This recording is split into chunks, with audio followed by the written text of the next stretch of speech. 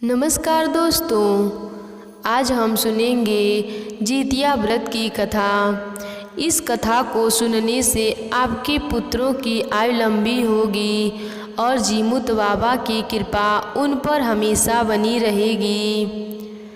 एक समय की बात है, एक गांव में एक परिवार था। उस परिवार में एक माँ रहती थी। उनके 2 बेटे थे। दोनों बेटों की शादी हो गई थी। बड़ी बहू के शादी को 10 वर्ष बीत गए थे, लेकिन उनका कोई संतान नहीं था। लेकिन छोटी बहू के शादी के 1 साल बाद एक पुत्र हुआ। सारे घर वाले देवरानी के बेटे को बड़ा लाड प्यार करते थे, सब देखभाल करते थे। यह सब देखकर जेठानी को जलन होने लगी। एक बार जब जितिया का व्रत आया, तब सास और छोटी बहू दोनों जितिया का व्रत की और जेठानी को कोई संतान नहीं था। इस वजह से उसने व्रत नहीं किया। सास बहू जब शाम हुआ तो वह नदी में स्नान करने गई। उस गांव में एक नदी था और नदी के कुछ ही दूर पर एक पोखरा भी था। गांव की सारे औरतें नदी में स्नान करने जा रही थीं। सास बोली, बहू चलो हम भी नदी में स्नान करने चलते हैं। तब बहू बोली, पर माँ जी, नदी के पास तो अरियार बरियार का पेड़ नहीं है, हम पूजा कैसे करेंगे। तब सास बोली, कोई बात नहीं बहू, हम नदी में स्नान करके और यहाँ पर आकर अरियार बरियार की पूजा कर लेंगे। उसके बाद सास बहू दोनों नदी में स्नान करने चली गईं। इधर जेठानी घर पर अकेली थी। देवरानी अपने बच्चे को घर पर अपनी जेठानी के पास छोड़कर गई थी। जेठानी ने जब बच्चे को अकेले पाया तो उस बच्चे को मारकर उसी पोखरा में फेंक आई और घर आकर सो गई। जब सास बहू नदी में से स्नान करके पोखरा के पास आकर अरियार बरियार की पूजा करने आई तो देखा कि पानी में कमल के फूल के ऊपर एक बच्चा सोया है। सास बोली, देखो बहू, पता नहीं किसका बच्चा है, पानी में तैर रहा है।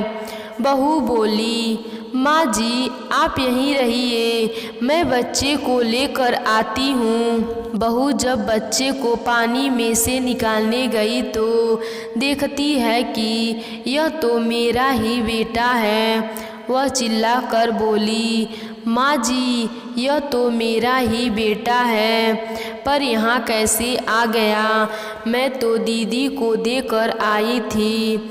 अब सास बहू दोनों बच्चों को लेकर घर गईं। सास ने जब अपनी बड़ी बहू को बुलाया, बड़ी बहू ने बीमार होने का नखरा बनाकर सो गई थी और बोली, माँ जी मेरा तबीयत सही नहीं है, मैं नहीं आ पाऊँगी। तभी बच्चा रोने लगा।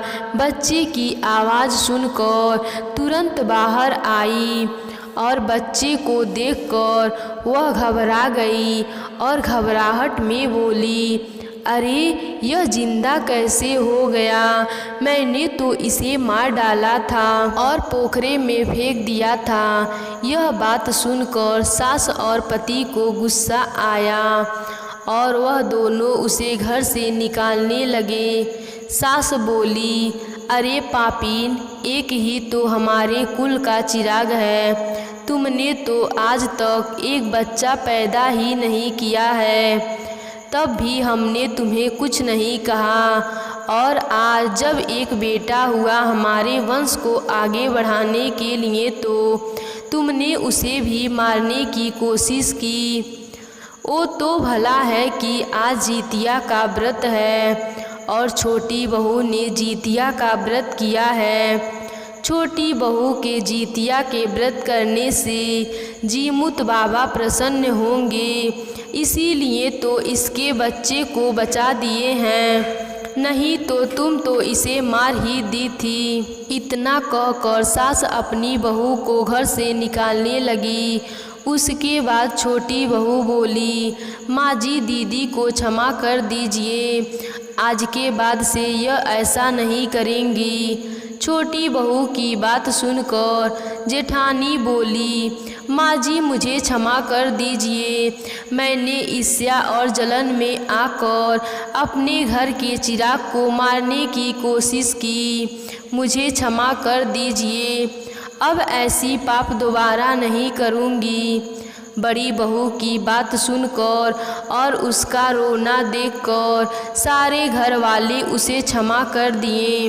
अब बड़ी बहू अपनी देवरानी के बेटे के साथ खुशी से रहने लगी और जब अगले साल का जितिया व्रत आया तो अपनी सास और देवरानी के साथ उसने भी जितिया का व्रत किया।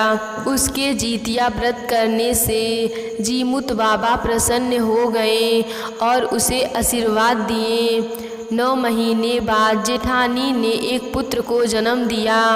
अब सारे घर वाले खुशी पूर्वक अपना जीवन व्यतीत करने लगे। हे जीमुत बाबा, जैसे कृपा आपने उस परिवार पर की, वैसे ही हमारी इस कहानी को सुनने वाले कहने वाले सब पर अपनी कृपा बनाए रखना, सबको पुत्र देना और पुत्र की लंबी आयु देना। तो प्रेम से बोलिए भगवान जीवित बाबा की जय।